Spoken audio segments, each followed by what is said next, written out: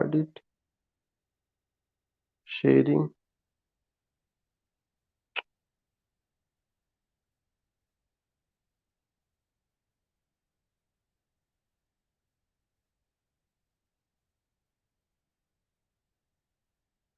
Yeah, yesterday we have gone 13 or 14 question, 13-14 question हम लोगों ने कवर किया था।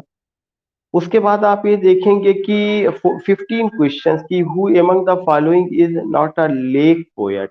After it you will come to know, एक क्वेश्चन दिया गया है कि which of the following is Shakespeare's dark comedy as you like it, measure for measure, Cymbeline, the winter's tell.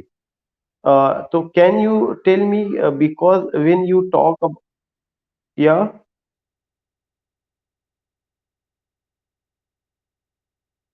Shivpal is saying something. Shivpal ji, are you saying something?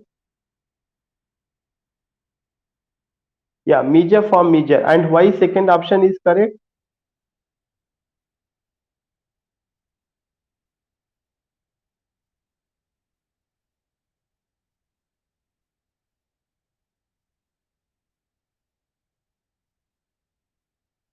Always remember that when we talk about Shakespeare's dark comedies, then that dark comedies is also known as bitter comedies.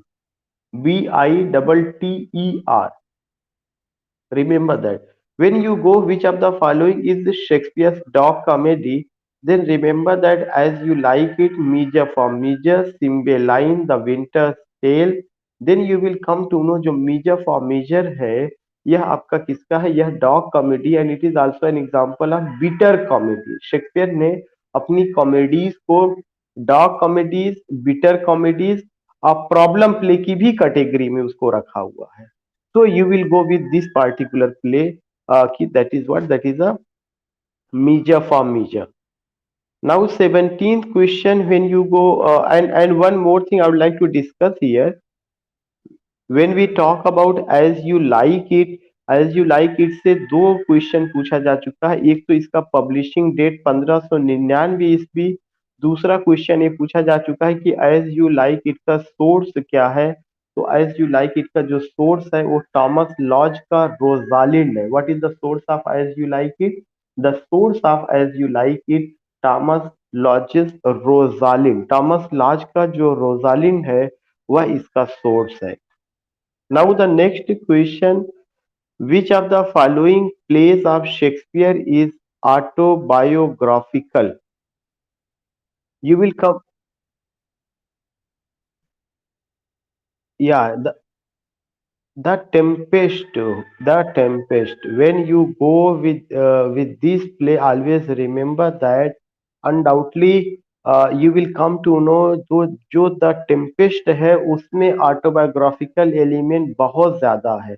आपका autobiographical element जब आप Hamlet की बात करते हैं तो someone goes with the character, specially his son Hamlet जो हुआ था उससे को रिलेट किया जाता है। लेकिन हैमलेट में ऑटोबायोग्राफिकल एलिमेंट उस लेवल का नहीं है जो कि चीज आपको यहाँ पे देखने को मिलेगा। क्योंकि शेक्सपियर को भी अपना वतन छोड़ करके इंग्लैंड में जाना पड़ा था। रिमेम्बर दैट, जब उनके ऊपर ये एलिमेंट आया हुआ था कि उन्होंने पोचिंग का काम किया, डियर पोचिंग के लिए लूसी फैमिली ने जब ये ब्लेम लगाया हुआ था तब उनको, तो ऐसे ही वहां पर भी दिखाया जाता है कि कैसे एक फैमिली अपनी जगह को छोड़ करके एक आइलैंड में जाती है जहां पे वह वहाँ की कल्चर, वहाँ की चीज को किस तरह से एक्सप्लाइट किया जाता है। So remember that when you go with this particular play, then you will come to know कि यहाँ पर जो बात कही गई है वह कौन सी है। वह जो है वह किसको लेकर के बात कहा गया है? That is about what, that is about about the Tempest को लेकर के रहा है। और जहां तक हैमलेट की बात है तो हम सारे लोगों को पता है कि 1602 ईस्वी में पब्लिश हुआ है। हैमलेट का जो सोर्स है थॉमस किट्स का स्पेनिश ट्रेजिडी है। और इसके अलावा हैमलेट में एक जो अगर कॉन्सेप्ट है वह किसका कॉन्सेप्ट है, डिले इन एक्शन, जिसको हम प्रोकास्टिनेशन कहते हैं। रिवेंज थीम भी है। इस तरह की छोटी मोटी बातें जो हेमलेट से रिलेटेड है। I just told you. ये क्वेश्चन उस दिन मैंने डिस्कस किया था, लेकिन इसमें जो है जब मैंने डिस्कस किया था तो फैमिलीज को लेकर के डिस्कस किया था, और शिल्पी मैडम ने भी नेक्स्ट क्वेश्चन को लेकर के बात किया हुआ था। इसमें जो कह रहा है कि the war of roses was fought between, जो वार ऑफ रोजेस था या किसके बीच लड़ा गया था। तो वार ऑफ रोजेस पहली बात तो ध्यान में रख, या the house of yak and the house of Lancaster. अगर आपको याद होगा कि उस चीज को 18 कर डी उस दिन ही मैंने डिस्कस किया था जब मैंने वार ऑफ रोजेस पढ़ाया था। तो यू कैन को रिलेट कि जो हम लोगों ने उसको डिटेल में गए थे तो उसका एक क्वेश्चन यहाँ पर आया हुआ और बहुत सिंपल था। ये नहीं पूछा गया कब से कब लड़ा गया, बल्कि उन दोनों फैमिली को लेकर के बात हुई है कि the house of yak and the house of Lancaster, उन दोनों फैमिली को लेकर के यहाँ पर बात हो रही है।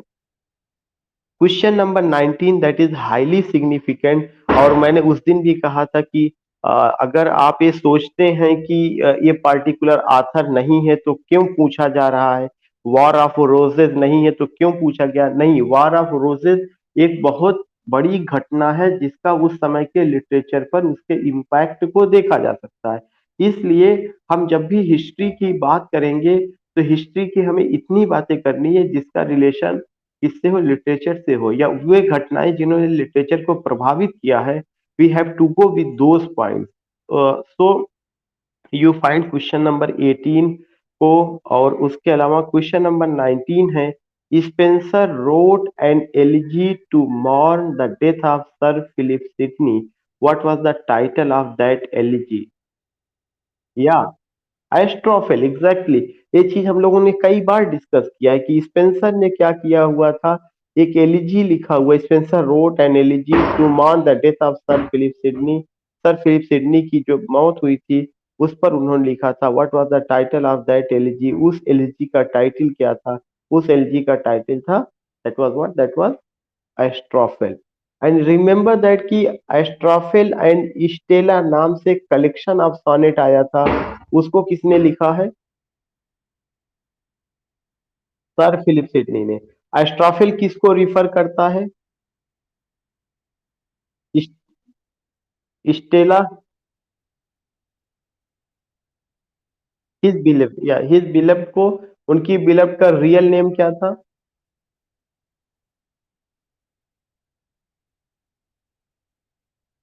उनकी बिलव्ड का नाम क्या था,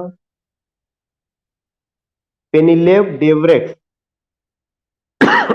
पेनिलोप डेवरेक्स, या PENELOPE, Penelope Devereux, DEVEREUX, Devereux, this was the name. तो इसमें जो 19 में जितने भी ऑप्शन है मैं उन सारे ऑप्शन को डिस्कस करूंगा। एक तो एमोरिटी है, एमोरिटी मैंने आपको पहले बताया था, एमोरिटी क्या है।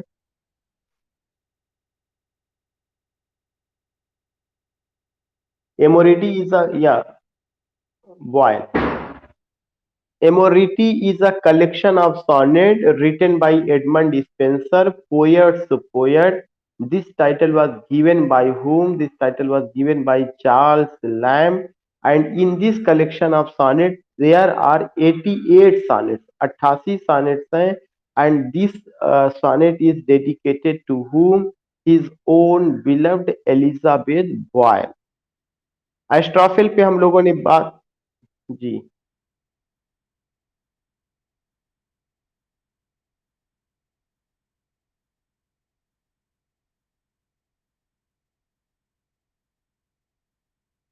When you talk about कि this collection of sonnet is dedicated to Elizabeth, then remember that कि this sonnet collection of sonnet not dedicated to Elizabeth, Queen Elizabeth, but his own beloved Elizabeth Boyle. Are you getting it? And when you talk about Shepherd's calendar, then you are right कि Shepherd's calendar sir Philip Sydney को, उसमें कोई doubt नहीं है। But when you say कि Elizabeth, then हमें हमेशा ध्यान में रखना not Queen Elizabeth but Elizabeth Boyle. Yeah. Now the next point which you have to go, there is another C option, epithalamion. Epithalamion is a lyric written by Edmund Spenser, and this lyric indicates what? This lyric refers to self-marriage song. और इसी के अगर मैं कहूँ उन्होंने he has written another lyric that is prothalamion. Prothalamion means others marriage song. Shepherds calendar, you know it very well, जो shepherds calendar है, this is what shepherds calendar is ultimately that's highly significant. It's a pastoral poem in which we find what? In which we find the beauty of England, especially its countryside beauty from January to December. जनवरी से दिसंबर के बीच में कैसे जो है England की beauty, जो country side beauty है, उसमें इंग्लैंड की खूबसूरती कैसे नजर आती है, उसको लेकर के जो पोयम कंपोज किया गया, उसको क्या कहा जाता है? Shepherd's calendar. So you are getting a Moriti collection of sonnet, Astrophel, elegy, epithalamian, self-marriage song, that is a lyric, shepherds calendar, a pastoral poem जो इकलाग में डिवाइड किया गया है, और इसके अलावा जो है यू फाइंड दिस थिंग की ये सब चीजें रही. Now the next question, from January to December, 12 months.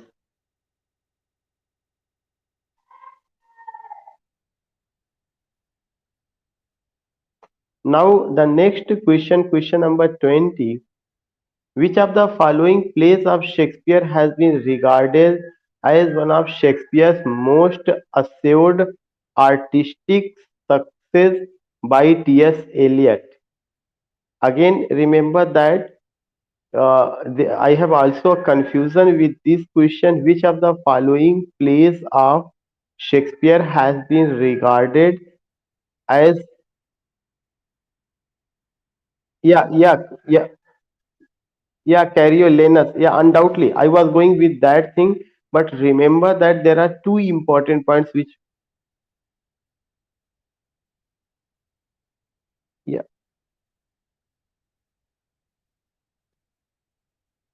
yeah. Macbeth is not in option. Therefore, we have to go with what? We have to go with Coriolanus.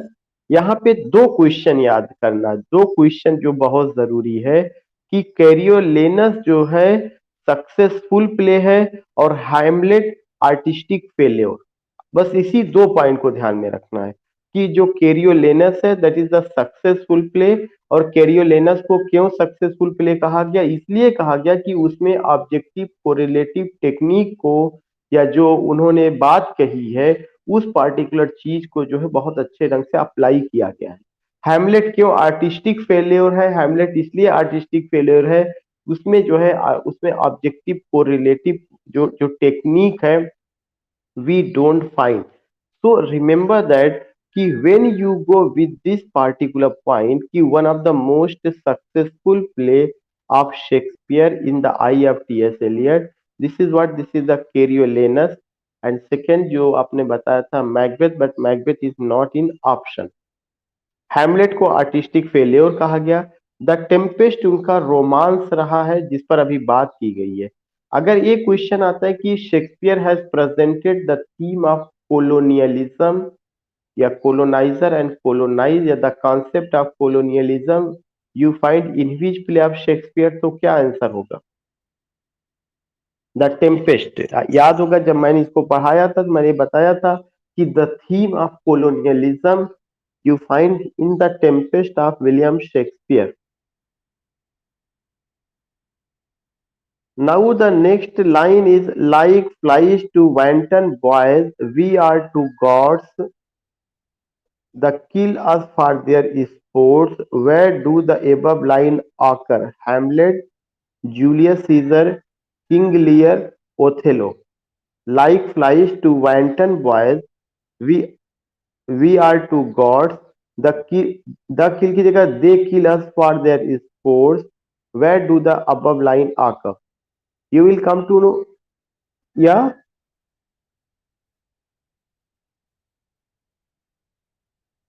is it the line of King Lear or Othello?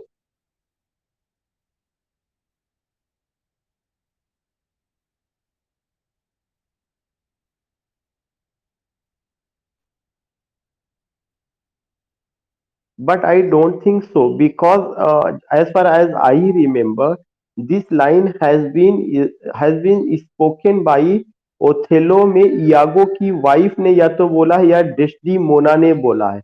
आप इसे एक बार और कर लीजिएगा और आप देखिएगा। वो मुझे याद है जब मैंने आपको पढ़ाया था तो उस समय ये बोला गया था। उसने कहा था कि they kill us for their sports. यहाँ पे sports refers to what? As far as it's a line of King Lear. Okay, and in what way it has been spoken? किस किस लाइट में कहा गया था?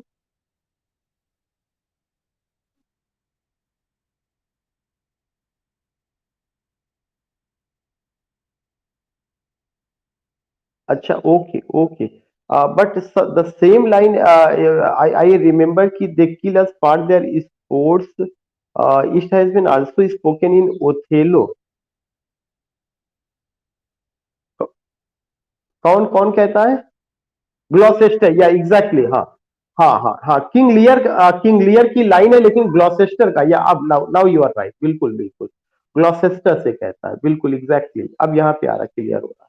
So this line has been undoubtedly occurs in where it occurs in King Lear, but has been said by him Gloucester से, या उसके द्वारा कहा गया।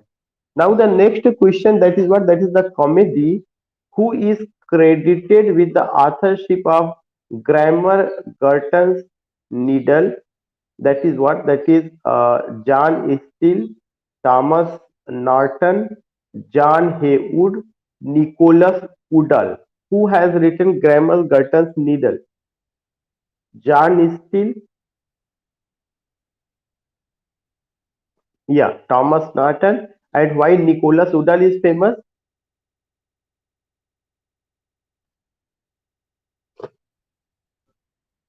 Ra- Rolf Reister Doister. Yeah, Rolf Reister Doister. Yeah, that is B, not John Steele. First one, no, that is B. Thomas Norton.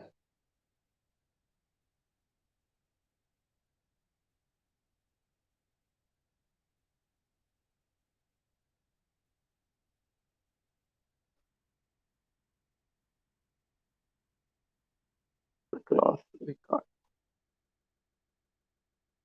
Share PD. Yeah, you can say. या इसमें जो 22 वाला हम लोग डिस्कस कर रहे थे, उसी, हाँ, उसी को लेकर के हम लोग बात कर रहे थे।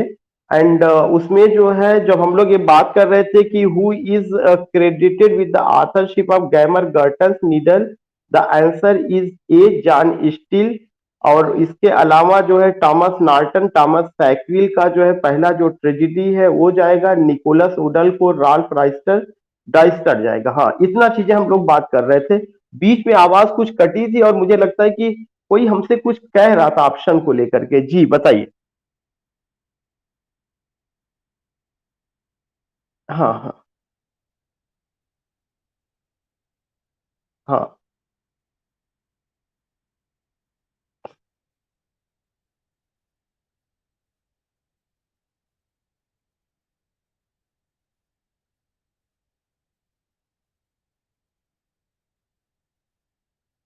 हाँ। हैमलेट को कौन सा 16-0? आयोग ने।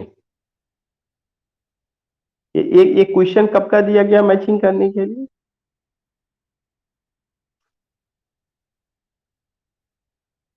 नहीं, तो जो मैचिंग करने के लिए आया था उसमें आंसर उन्होंने किसको माना हुआ था? उन्होंने आंसर उसको द टेम्पेस्ट को करेक्ट माना था।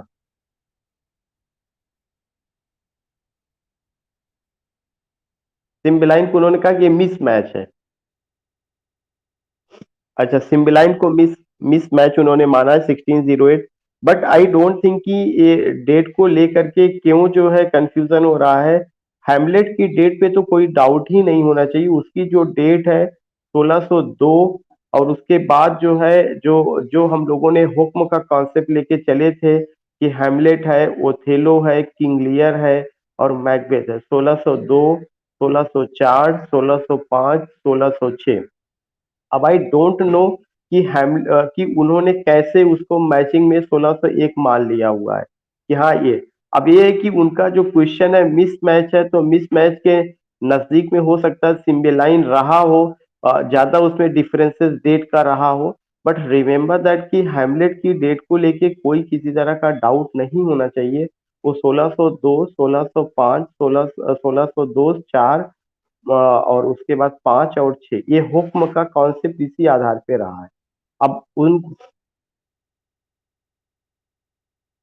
हाँ।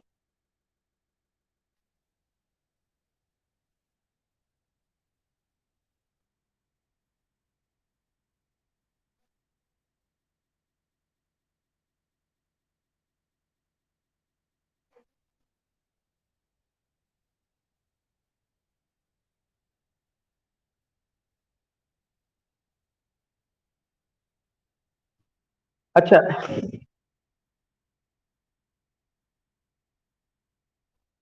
देखिए मैडम, मैं ये तो नहीं कह सकता। अगर ये जो भी जैसे एडवर्ड एल्बर्ट अगर 1601 मान रहे हैं, या अगर और जगहों से आ रहा है कि उन्होंने वहां पे वो किया हुआ है, तो सबसे इम्पोर्टेंट चीज ये है कि हैमलेट की जो ट्रेजिडी है उसको लेकर के जो है एम एच एब्राम्स ने भी बात किया हुआ है। जब शेक्सपियरियन ट्रेजिडी का रिफरेंस आता है, जब शेक्सपियरियन ट्रेजेडी का फीचर बात होती है, तो उन्होंने भी उसको बात किया हुआ है। उन्होंने चारों ट्रेजेडी को एक जगह पे उसी में रखा है कि हाँ शेक्सपियर की 4 ग्रेट ग्रांड ट्रेजेडीज रही हैं, और उनकी डेट को आप वहां से भी चेक कर सकते हैं। दूसरी एक इम्पॉर्टेंट किताब है मार्गरेट ड्राइवल का the Oxford companion of English literature करके, वहां पर भी चीजें देखी जा सकती हैं। अगर इस पार्टिकुलर डेट को लेकर के इतना ज्यादा डाउट है, तो इसका मतलब ये हो रहा है कि एक पार्टिकुलर आथर जो है एक पूरा अलग दिशा में डेट को लेके जा रहे हैं, और जो डिफरेंस हो रहा है एक एक साल का डिफरेंस हो रहा है। होता क्या।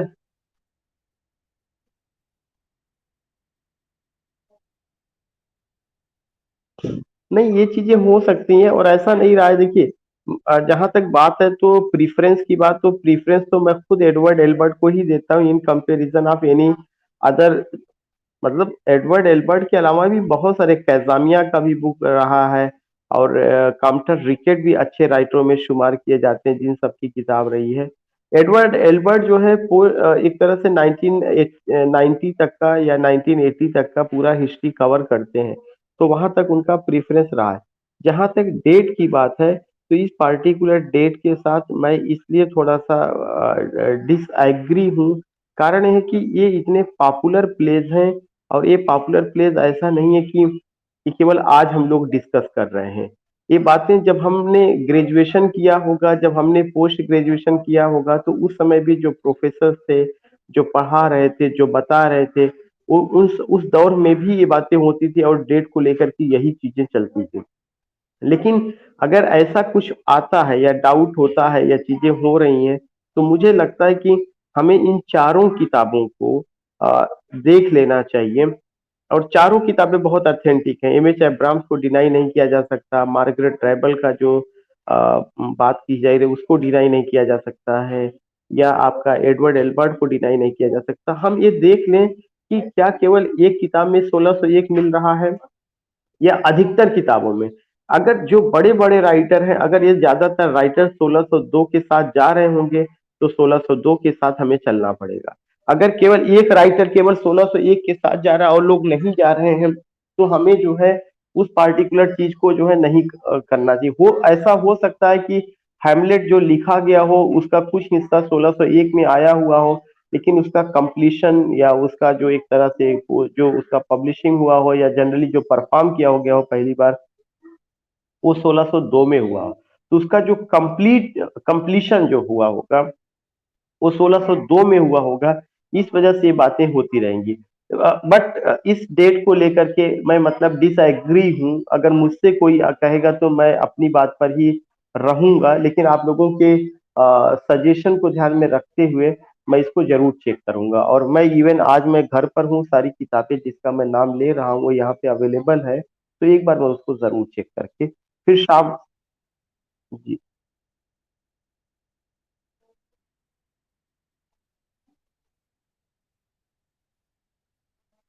अब देखिए, अगर उसमें 1605, तो इसका मतलब ये चारों ट्रेजिडीज को लेकर के डेट को है, ऐसा नहीं कि केवल एक ही को लेकर के, ये फिर चारों ट्रेजिडीज को लेकर के कि कोई 16।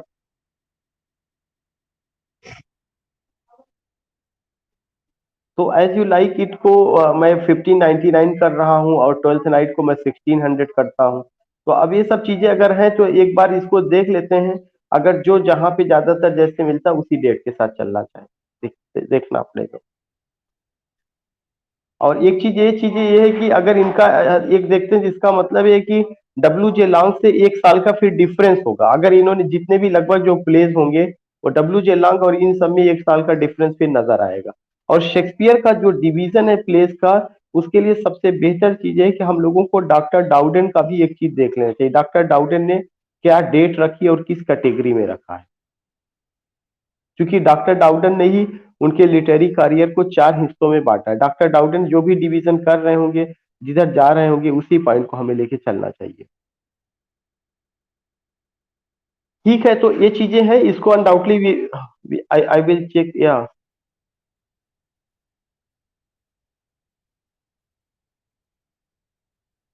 John steel.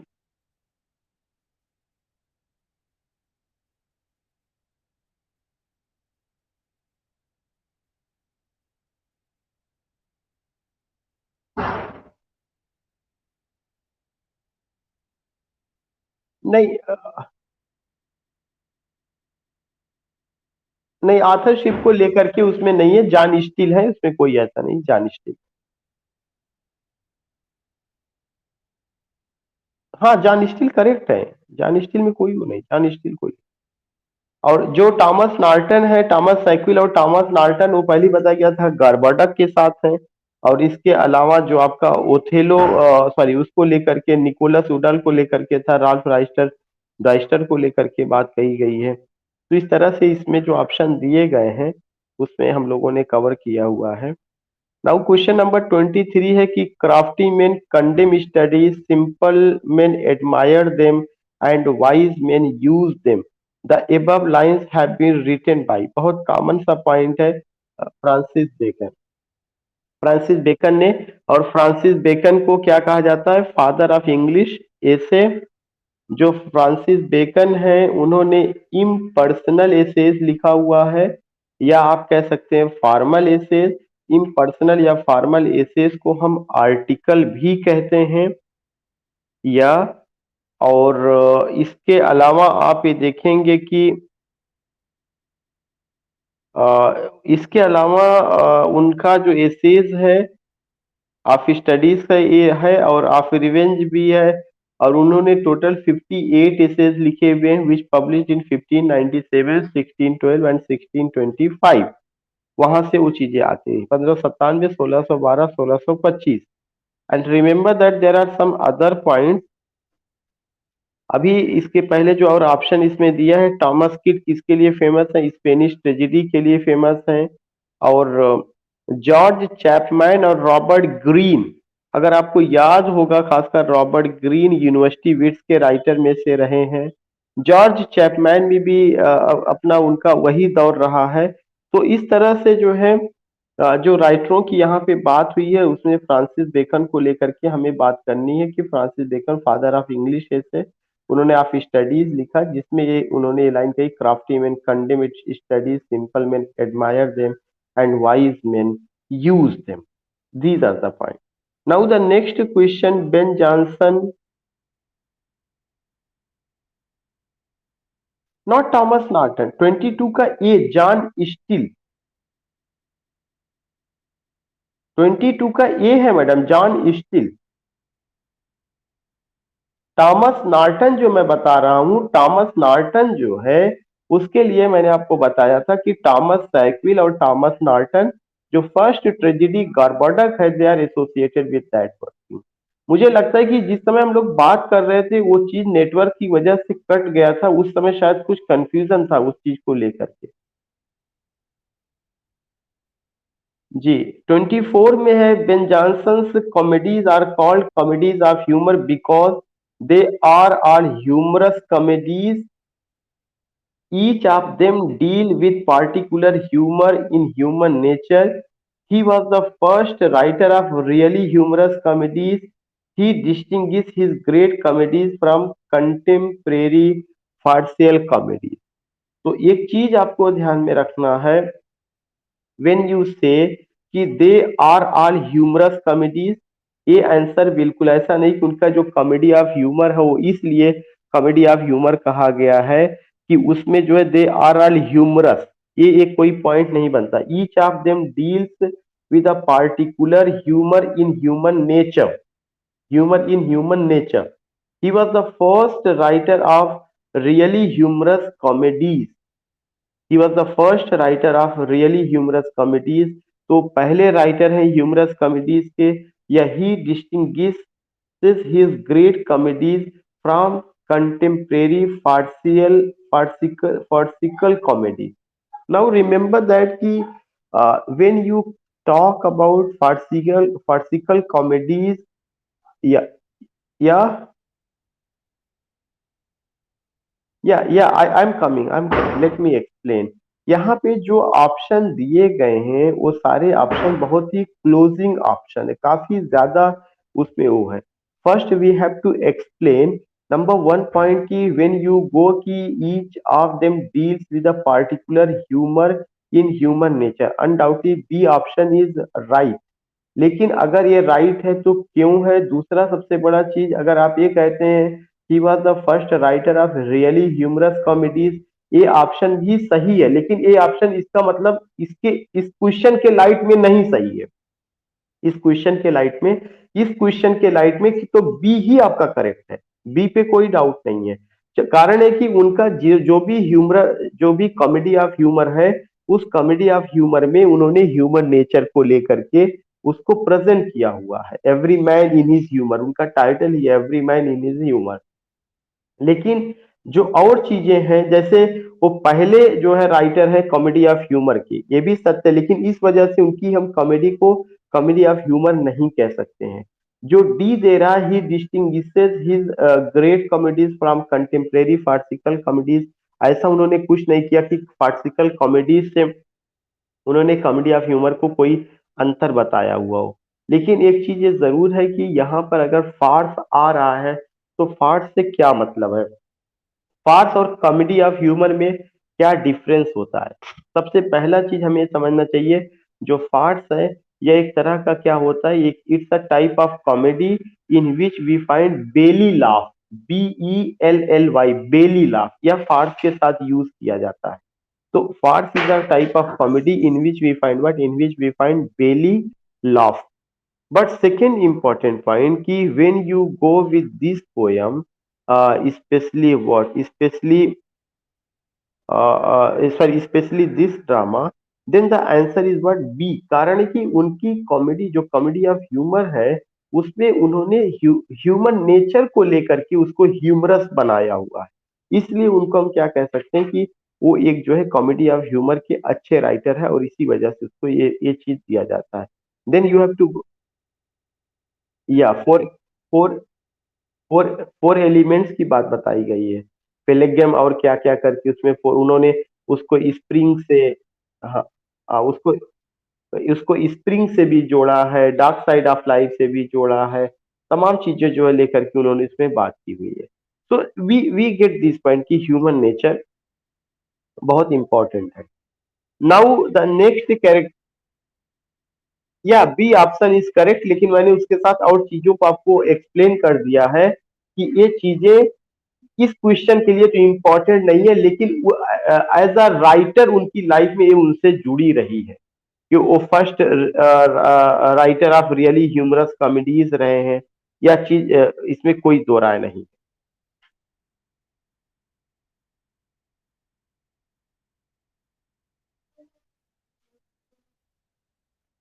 What's is related to comedy, that is belly laugh, जब आप किसी को इतना हंसाए कि वो पेट पकड़ कर हंसने लगे, उसके साथ ये वर्ड आता है कि belly laugh, that is also a comedy, a type of. Now, question number 25. You have to leave the character Brain Worm appears in Bartholomew Fane, The Alchemist, Every Man in His Humor, Every Man Out of Humor. Now he's telling कि second The Alchemist, and yeah, undoubtedly वो right, and देखिए, if you all are going with what you all are going, one is going with the alchemist, the second is going with every man in his humor. You both can decide ki which is right, because this is why I want to leave that particular question. If you have gone with the right answer or correct answer, let us in let means हम लोगों को बताइए, क्योंकि अगर एक आदमी ये कह रहा है कि नहीं द एल्केमिस्ट है and the second is saying every man in his humour, तो थोड़ा सा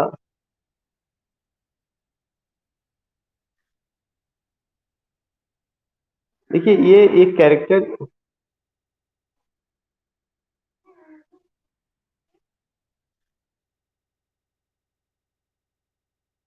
and what are you saying Shivpal ji?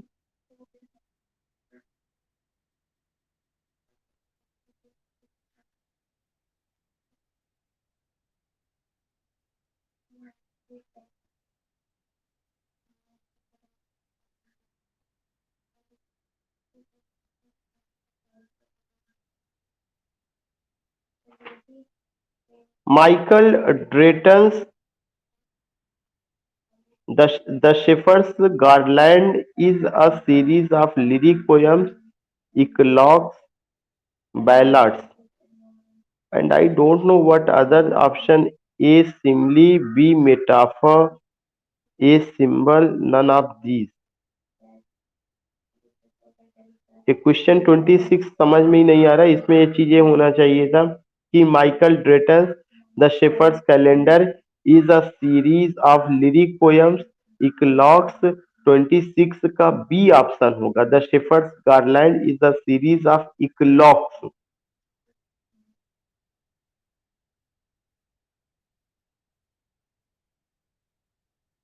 Michael Drayton the shepherd's garland, जी, every man, okay okay okay now या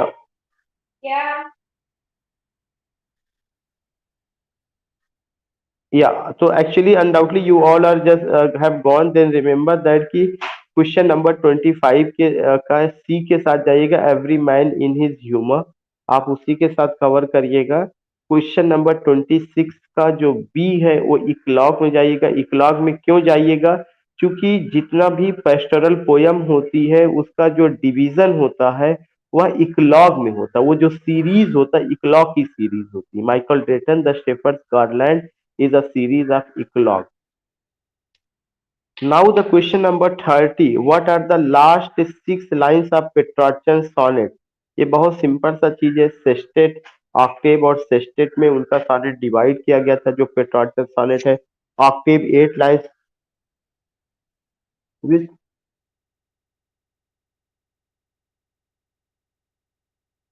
ओके ओके मैडम, एक्चुअली इसका series गड़बड़ हो गया, मैं डाउन से जा रहा था। Question number 27।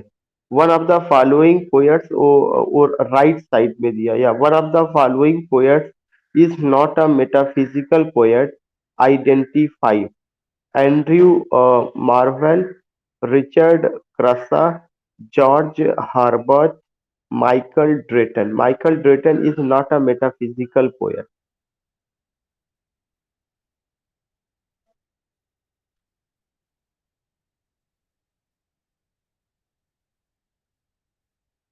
इकलॉग is the division of pastoral poem. जैसे मॉक एपिक को कैंटोज में डिवाइड किया जाता है, वैसे इकलॉग क्या होता है? इकलॉग एक तरह का डिवीजन, जैसे शेफर्ड्स कैलेंडर जब आपने पढ़ा वो 12 इकलॉग्स में है, तो उसका छोटा छोटा यूनिट होता है इकलॉग।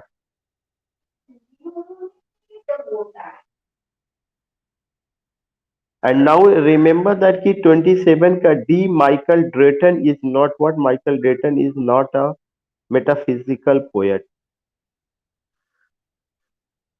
Now the next question, question number 28. Who was the leader of the metaphysical school of poetry? तो जो उसके लीडर थे, if you remember, that was metaphysical John Donne. 28 का सी, या 28 का C, John Donne was the leader. Now the question number 29, a metaphysical conceit is basically, जो metaphysical conceit है वो क्या है?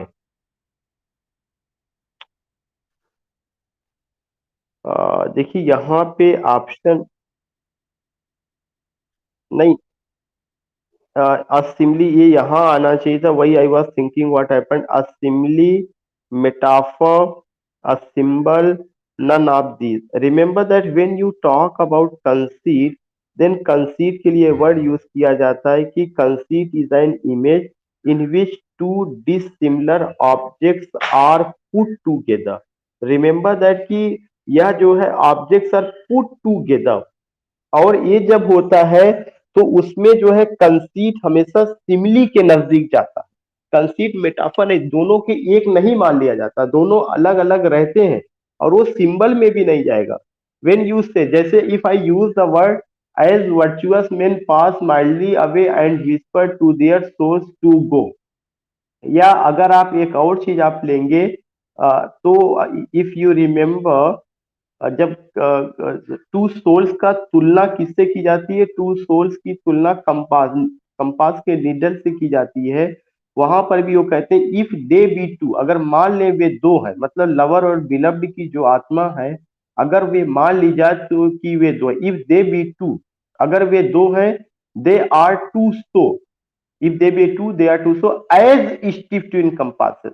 देखिए सो का यूज और एज का, जहां पर भी कंसीट आ रहा है वहां सिमली फिगर ऑफ स्पीच के रूप में या तो सो का यूज किया जा रहा है या तो एज का। If they be are two so, if they be two, if they are two so as stiff twin compasses are two, जैसे कि गोला प्रकार की दो सुई होती है। तो जो कंसीट है, जो या फिगर ऑफ स्पीच है, इसमें two dissimilar objects are put together, वे सिमिलर नहीं होंगे, लेकिन वे क्या होते हैं कि वे मेटाफर भी नहीं होते हैं। और अगर हम ये कहते हैं कि वे जो है क्या है कि वे सिंबल है, तो सिंबल में एक वर्ड का जो है कई मीनिंग निकलता है, लेकिन सिंबल में चीजों को जो है two dissimilar objects are not put together. One thing you have to remember, two dissimilar objects are not put. कहीं से किसी ने अनम्यूट किया है क्या?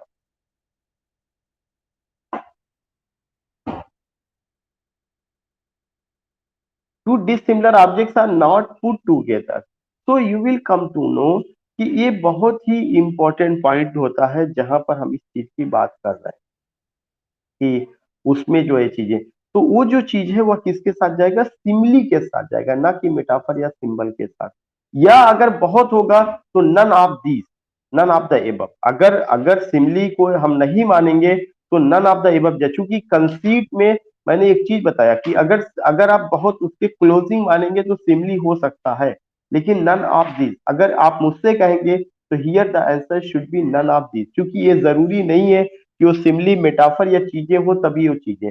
नन ऑफ दीज में उसमें सिंपल सी चीज है कि simile conceit is an image, एक वह इमेज होती है जिसमें two dissimilar things are put together, जिसमें टू डिसिमिलर चीजों को साथ साथ रखा जाता है। तो ये लाइन आनी चाहिए, और ये लाइन शमीम की नहीं है, किसी और की नहीं है, एम एच एब्राम्स ने खुद ये चीज कहा है कि conceit is an image in which two dissimilar things are put together. So you have to go, I think, कि with the answer that is what, that is आपका 29 का डी, 29 का सिमली, मेटाफर, सिंबल और none of the above, because I don't find this particular word की two dissimilar things are put together. Simile is a figure of speech, metaphor को भी हम लोगों ने पढ़ा है, तो उसमें कहीं कोई डिफिनेशन नहीं आया वो कि two dissimilar things are put together, उसमें सिमिलरिटी की ही बात की गई, और सिमिलरिटी के लिए सो का, एज का और लाइक का यूज किया जाता है। मेटाफर में दोनों की एक मान लिया जाता है। सिंबल के लिए एक वर्ड यूज किया गया कि Symbol is a word which refers to something else. Any word, object, situation which refers to something else. Now the next question.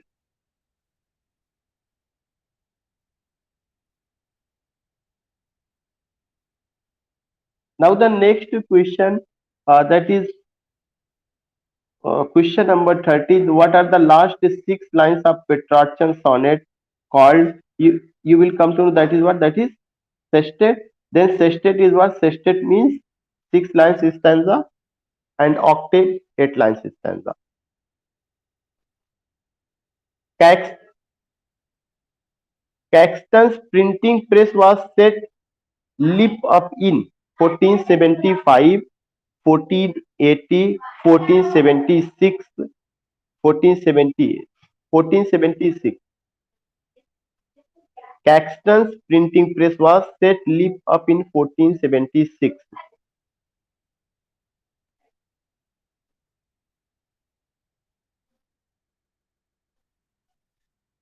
Which of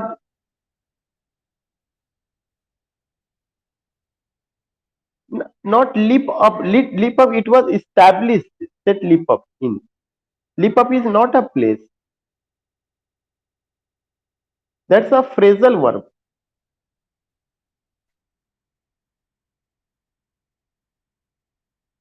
Now remember that now the next question, which of the following work is considered, which of the following works in is considered to be the true prologue to the Renaissance?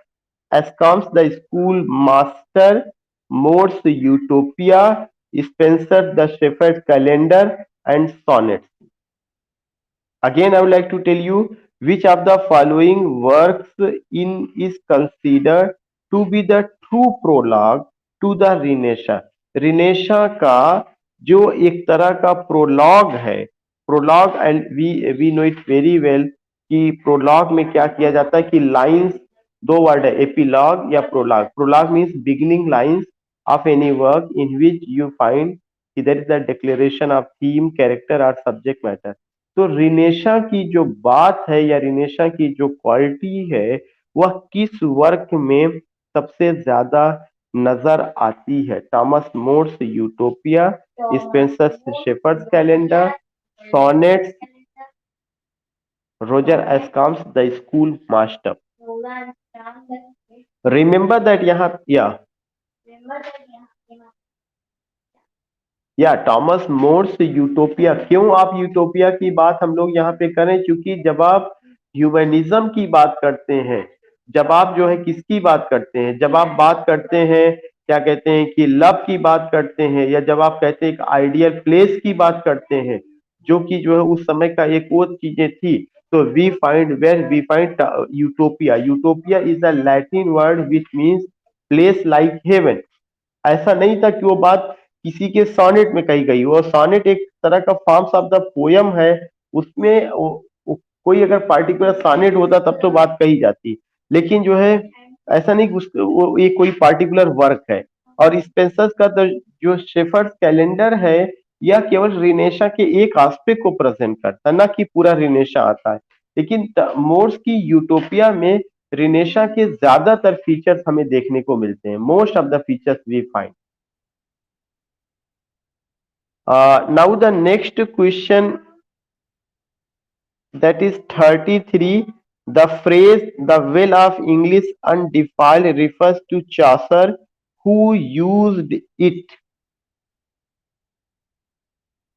Yeah, the phrase "the well of English undefiled" refers to Chaucer, who used it. So it was used by whom? It was used by Edmund Spenser.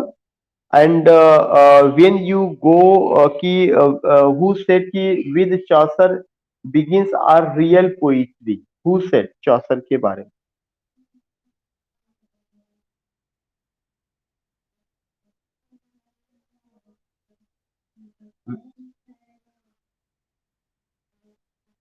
And who has said God's plenty? अभी मैंने answer नहीं बताया. Who has said God's plenty? Here is God's plenty. Yeah, when you say bye John Dryden. जब आप ये word use करते हैं here is God's plenty, ये बात जो है किसने कहा हुआ है, ये बात जॉन ड्राइडन ने कहा है। लेकिन जब आप ये कहते हैं कि with him begins our real poetry, ये बात मैथ्यू अर्नोल्ड ने कहा है। With him begins our real poetry. या और हियर इज गॉड्स प्लेंटी, ये दोनों स्टेटमेंट लिख लीजिएगा। Here is God's plenty, it was said by whom, it was said by John Dryden.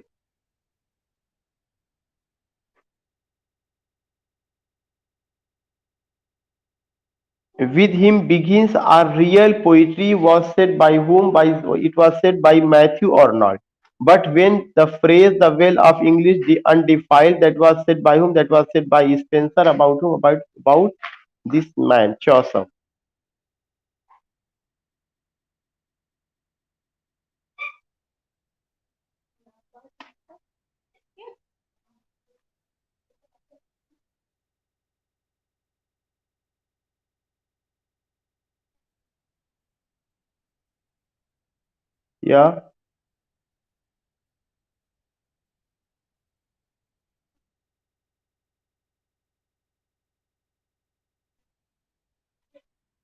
31, 32 and 30।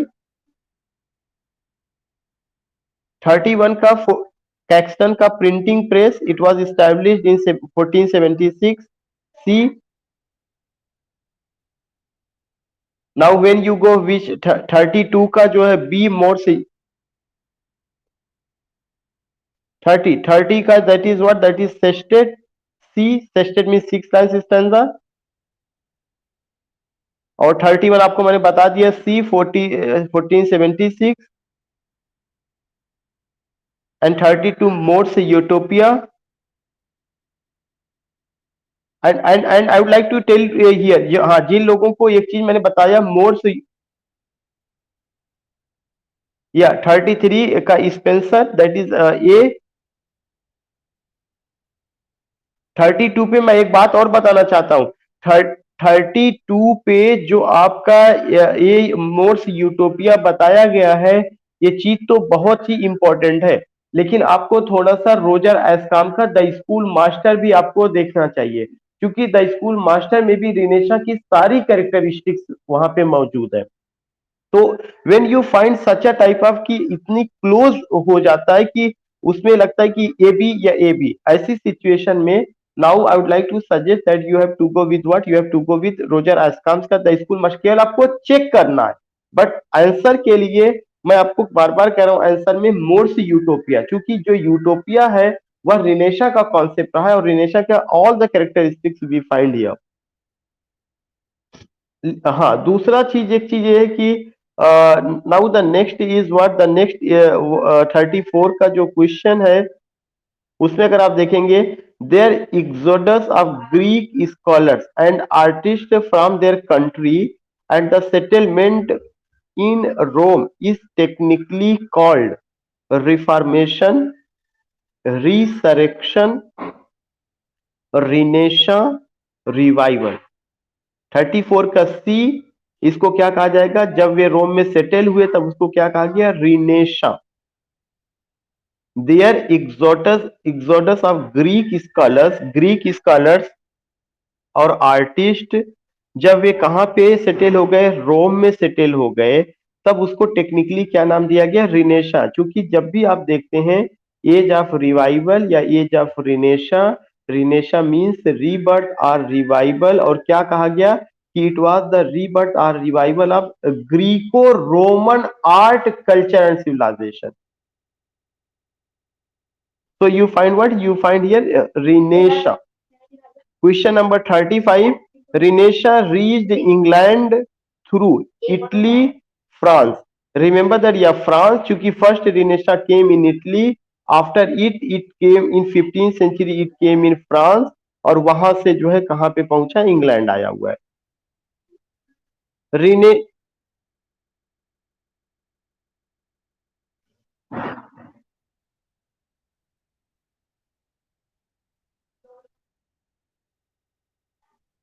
Constantinople. Constantinople. या वहां से जब वो पहुंचते हैं तो that was the capital of the Eastern Roman Empire. अब आप ये समझने की कोशिश करिए, वहां से जब वो जाते हैं तो वहां से वो कहाँ जाते हैं, फ्रांस जाते हैं। इसका मतलब कि पहले वे ग्रीक में थे, ग्रीक से वो कहाँ सेटल हो जाते हैं, ग्रीक से वे रोम में सेटल हो जाते हैं। तो जब वो रोम में सेटल हो जाते हैं तो यह अटैक कहाँ पे हुआ था, रोम पर हुआ था। और रोम पर जो ये अटैक हुआ है वो कौन सी शताब्दी चल रही है, 15वीं शताब्दी। तो जब 1453 का मतलब क्या हो गया, 15वीं शताब्दी चल रही है। अब जब रोम पर अटैक होता है, 15वीं शताब्दी चलती रहती है, तो उसको छोड़ करके जब वो जाते हैं तो जिस प्लेस को जाएंगे वह प्लेस क्या है, वह प्लेस फ्रांस है।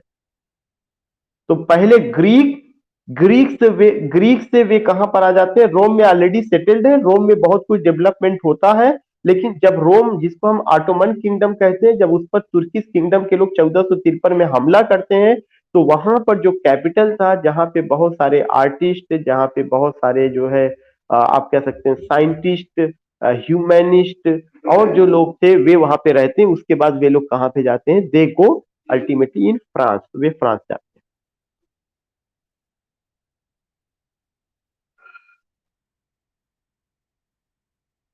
देखिए, जब आप इंग्लैंड की बात करते हैं तो हम किसी एक पार्टिकुलर आदमी को क्रेडिट नहीं दे सकते कि इसको केवल कैक्सटन ने लेकर के आए हुए हैं।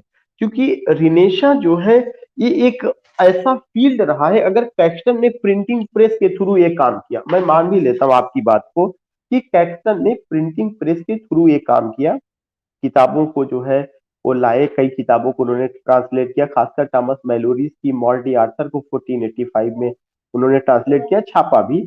तो एक चीज ये होता है कि उन्होंने एक चीज के माध्यम से इसको किया, लेकिन इतना बड़ा मूवमेंट रहा, वो पैन यूरोपियन मूवमेंट रहा है। उस पैन यूरोपियन मूवमेंट ने क्या कोलंबस के इंपॉर्टेंस को नकार दिया जाएगा, वास्को डिगामा की इंपॉर्टेंस को नकार दिया जाएगा, गैलीलियो की इंपॉर्टेंस को नकार दिया जाएगा? नो, जब ये दुनिया में काम हो रहा था तो इंग्लैंड की नजर इन सब चीजों पर रही होगी। क्योंकि क्वीन एलिजाबेथ जो है कोई छोटी मोटी क्वीन नहीं थी, जिसने इतने सालों तक रूल किया, जहां पे जो है रिलीजियस एक तरह से कंटेंट का जो ये समय रहा हो, रिलीजियस टॉलरेंस का एज रहा हो। तो वी कैन जस्ट मेंशन कि इनका कंट्रीब्यूशन रहा है। लेकिन अगर कोई ये कह दे कि रिनेशा किसी एक व्यक्ति की कोई ऐसा नहीं था कि हनुमान जी को भेजा गया संजीवनी लाने के लिए, पहाड़ ही लेते आए, और तो ऐसा नहीं था कि कैक्सटन हनुमान जी थे, नो नॉट एट ऑल। उनको हम कह सकते हैं उनका कंट्रीब्यूशन रहा है, लेकिन एक उनको अकेले क्रेडिट नहीं दिया जाता। या Dinesh, I think now you got the answer. हाँ, हम हमें नहीं कह सकते, वी कांट डिनाई। रिनेशा एक वर्ड ही, पैन यूरोपियन मूवमेंट, पूरे यूरोप में फैला हुआ, therefore the credit can't be given to a particular person, कि इस पार्टिकुलर पर्सन को ही क्रेडिट दिया जाए।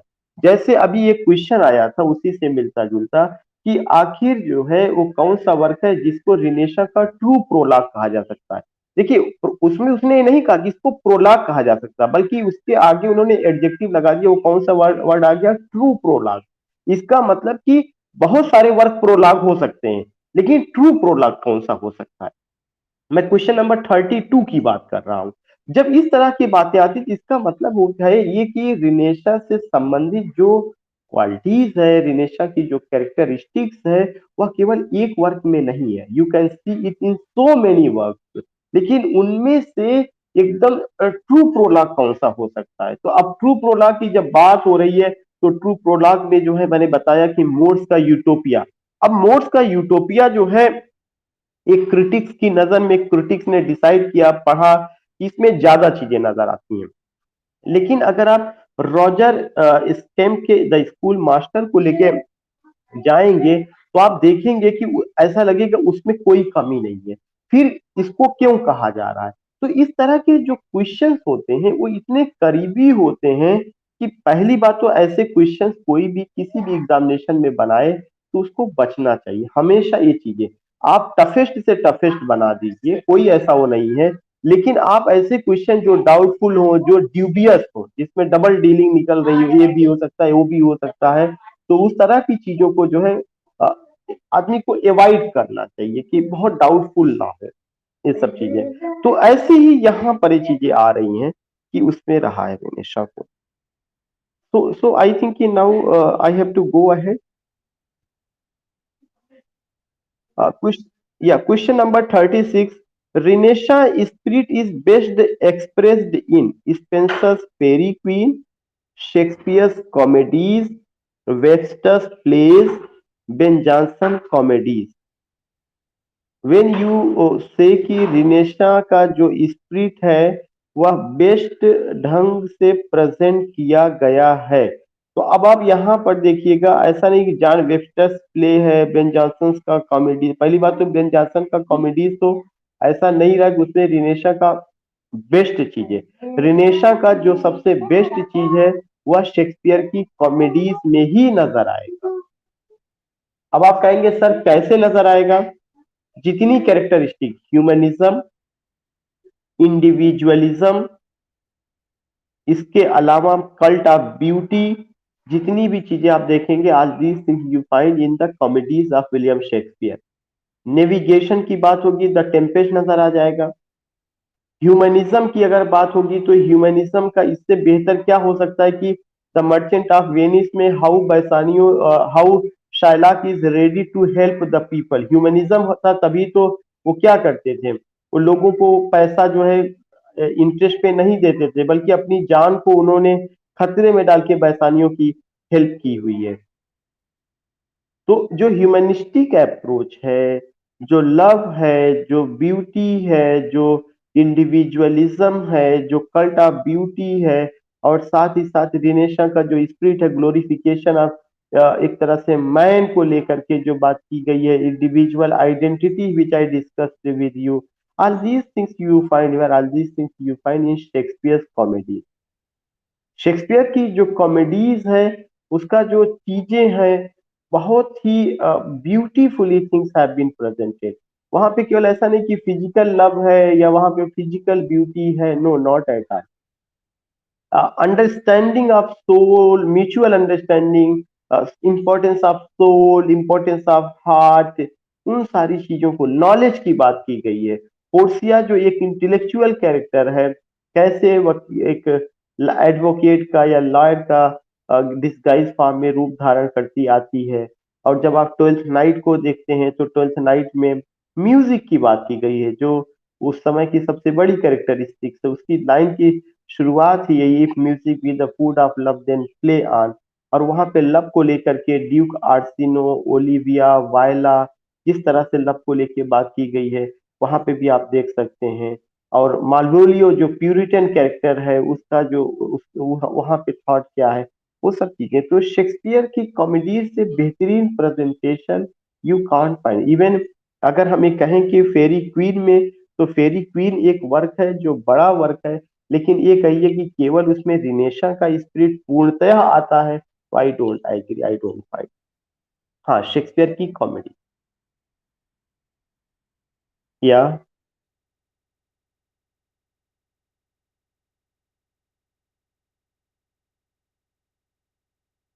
34 में जो क्वेश्चन आया हुआ है कि इसका जो करेक्ट आंसर है वो ये कह रहे हैं कि जब ग्रीक के लोग, जो ग्रीक स्कॉलर्स थे, जब वे इटली में या रोम में जब वो शरण लेते हैं, तो उसको टेक्निकली क्या नाम दिया गया? उसको जो टेक्निकली नाम दिया गया है रिनेशा। 34 का सी, रिनेशा। फिर क्वेश्चन ये आता है कि रिनेशा इंग्लैंड में किसके थ्रू पहुंचा है? तो हमेशा ध्यान में रखना है कि जो रिनेशा है सबसे पहले 14 सेंचुरी में इटली में आया है, 15 सेंचुरी में फ्रांस में आया है, तब उसके बाद कहाँ पहुंचा है? इंग्लैंड पहुंचा है। तो जो रिनेशा इंग्लैंड पहुंचा है वो फ्रांस के थ्रू पहुंचा हुआ है, ना कि इटली के थ्रू। नेक्स्ट क्वेश्चन 36 वाला क्वेश्चन जो मैंने आपको बताया है, उसमें शेक्सपियर की कॉमेडीज अभी मैंने डिस्कस किया है। Reformation started in England. Reformation England में कब आया? द एलिजाबेथन एज में, द जैकोबियन एज में, द कैरोलिन एज में, द रेस्टोरेशन एज में। तो जब आप बात करेंगे कि रिफॉर्मेशन इंग्लैंड में कब शुरू होता है, तो ऑलवेज रिमेंबर दैट कि you have to go with what, you have to go with, no not at all. When you say कि एलिजाबेथन एज, तो एलिजाबेथन एज किसके लिए फेमस रहा है?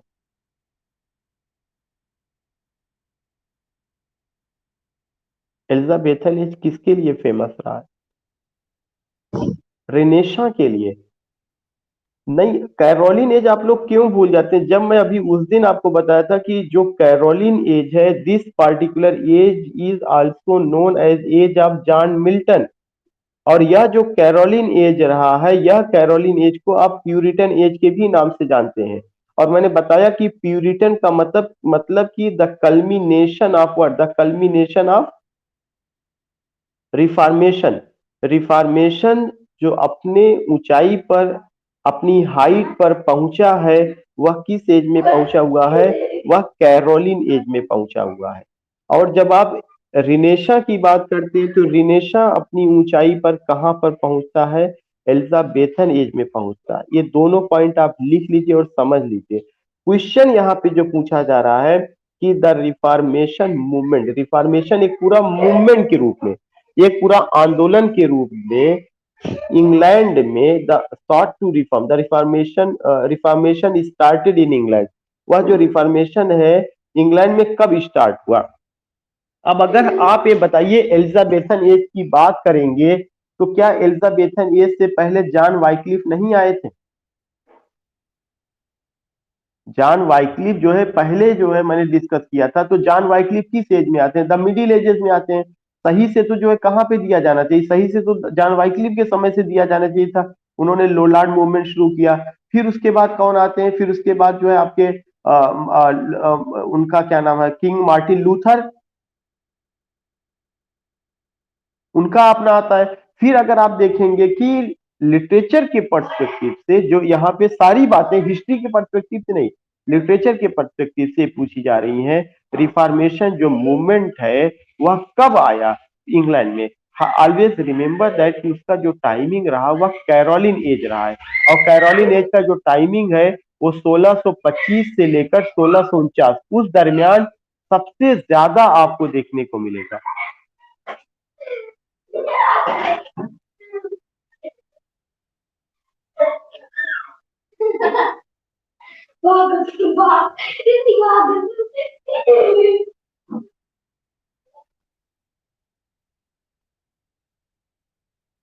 Now the next question which you have to remember, that is what, that is a, शोर ना मचाओ, अभी आके बहुत कूटेंगे समझ लेना।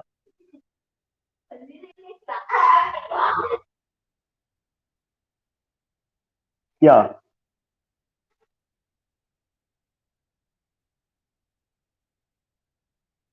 when we talk about कि they are the parallel movement, it means that we are talking about the middle ages। हम लोग जो है उसको मिडिल एजेस से ही शुरू करके बताया गया था। जब आप ये बात करते हैं कि एक तरफ हमने ये बताया था कि चौसर को लेकर के, तो चौसर को जब आप बात करते हैं तो चौसर में हमने क्या बताया था कि चौसर ने रिनेशा के बीज को डाल दिया था, इसीलिए चौसर के टाइम को ट्रांजिटरी पीरियड भी कहा गया। और वहीं से ही चौसर के समय ही कौन से आदमी आते हैं? जॉन वाइक्लिफ आते हैं।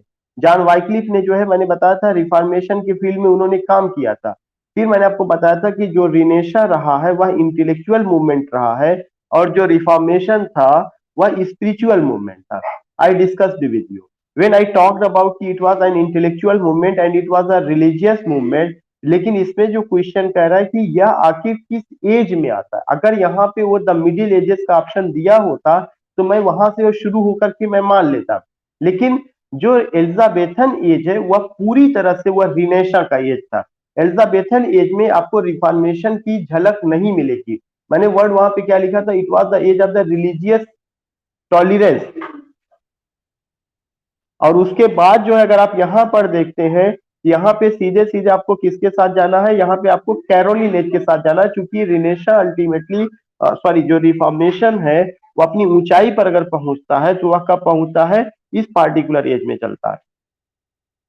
Now the next thing is what? The Reformation movement start to reform social evils, political conflicts, religious practices।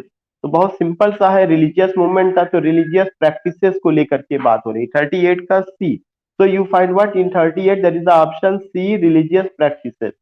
Now the 39, the best opponent of the combined spirit of Renaissance and Reformation is, कह रहे हैं कि